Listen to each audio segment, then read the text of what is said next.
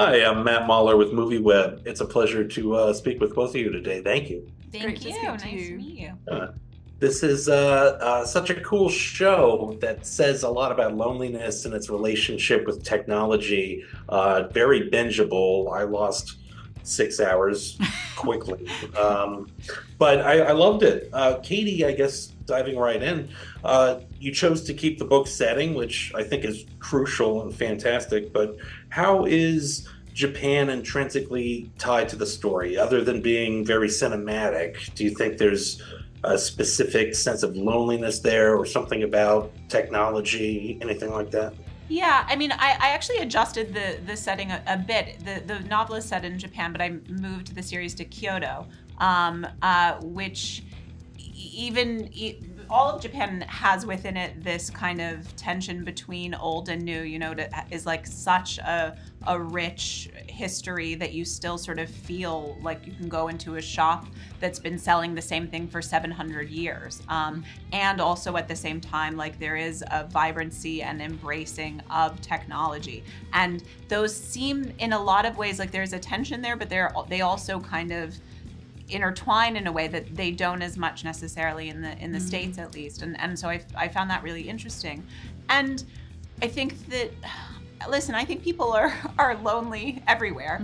But I think that the way that loneliness gets expressed here, as is the case in every country, like has a uniqueness and a richness that really speaks to me, and a language behind it. I think that like there are these concepts of like hikikomori or other ideas where people kind of disappear themselves because they don't want to live within the home that they've been in. And I think that like having that language for something that we all feel is kind of extraordinary. And so it felt like a really great place to grapple with some of the themes that I'd been wanting to explore.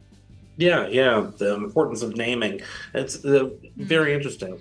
And Lucy, I mean, I read and I discussed a little today about filming with Sunny and with Joanna, and it's such a cool process.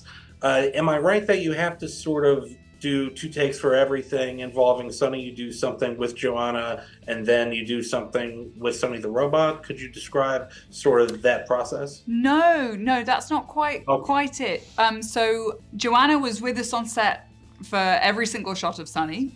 She was just off camera and performing live as Sunny, but with this sort of headgear on.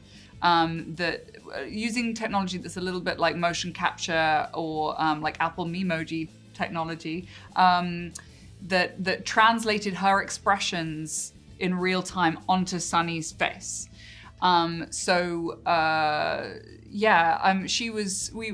I'm trying to think what might have been the thing that got you the impression that we did everything twice. I mean, there were certain things like, for close-ups and stuff, we also like had a performer suit. There were certain things that were like required slightly more dexterous tasks that required Sayaka-san to be in a performer suit and like picking up a glass of whiskey or something, pouring whiskey. Very often it's to do with whiskey.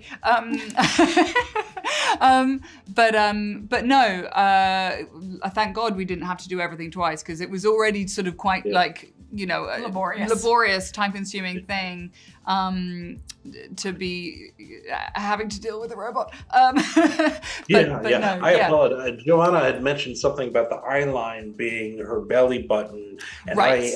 I had that was I mean, no one had ever used this technology before, so there was some learning curves associated with that process. And so, she had, like, Sunny, the robot, had a camera in it with a very wide lens that was able to see whatever she was, what Sunny was facing, so opposite her scene partner for the most part. And so she would have that on a little screen in front of her. And then the motion capture technology would be, like, translating her face, but it meant that sometimes like the eye lines we needed to cheat a bit because the lens of the camera was very wide. It was like fisheye, So it was it was she had to be like, she was such a trooper. She had to be so adaptable, and she was she worked so hard in order to like bring that character to life. Like it wasn't easy for her, and like have so much admiration and respect for what she did. Yeah, it's fantastic. And Kate and Lucy, I mean, directing that and creating it, were there sort of parameters of emotion for Sunny? Did you want it to be contained within a certain like robotic sense, or did you approach it like a person, a companion, everything like that? I guess starting with Kate. Yeah, I mean, I think in terms of the writing of Sunny, I did think about her in a lot of ways as a person and tried to kind of think, like try to sort of, you know, it was sort of like writing in a different language. Like I wanted to translate the human experience, but like then translate it into robot a little bit was sort of the kind of process. And ultimately, like this series, like the relationship between Suzie and Sunny is like an arc of female friendship. And so I used a lot of like experiences of my own female friendships in the ways that like when you grow closer to someone, you sort of like start to take on their like characteristics, and you start to speak a little bit more like them, and you start to dress a little bit more like them. And so like using a lot of those kinds of ideas in writing Sunny, which also like feel very connected to the concept of machine learning, which is like as a machine gets to know you, it starts to anticipate your needs. And so like there is like actually this connectivity between the way that like we as people start to anticipate like the needs of our partners and our friends and our children and our families, that robots kind of do the same thing.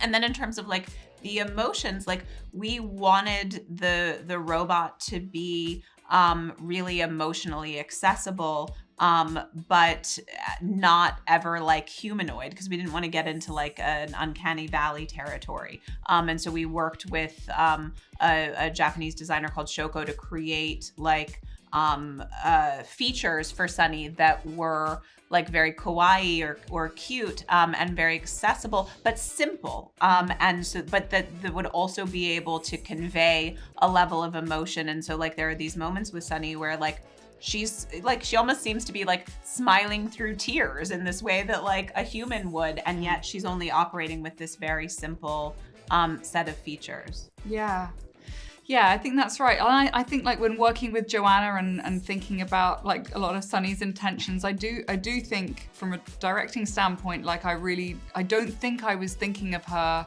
as much different from a human, even because I think like the very fact that she was a physical robot that we were seeing was doing that sort of that work for us, if that makes sense. So like trying to imbue her with as many kind of like human emotions felt like true to the story and the character relationships. And I don't know, I suddenly just thought about that moment towards the end of episode 4 in the insurance office when there's a real like little love triangle jealousy moment going on between Suzie and Mixie and Sunny, where Mixie takes, yes, yeah, I love that you're doing it. Mixie takes Susie's hand, or just puts her hand on top of her hand, and Sunny sees, and then she copies. And that's like a very human thing to do. Because she wants to kind of, you know, take care of her friend, and she's like getting a little jealous of how close the other, you know, Mixie is getting with her. But obviously because she's a robot and she moves in a certain way with a certain speed, like it's of course going to feel different when she does it to if it was just a human sitting there. So like, I think by the very fact that she is a robot physically, like the juxtaposition of that, but with very like human emotions and intentions and objectives, like that kind of like made Sunny who she was, I think. Yeah. Lovely. I'd love to discuss this more, but I have to wrap. But I appreciate it. Very cool series. Thank you. Thank you so much.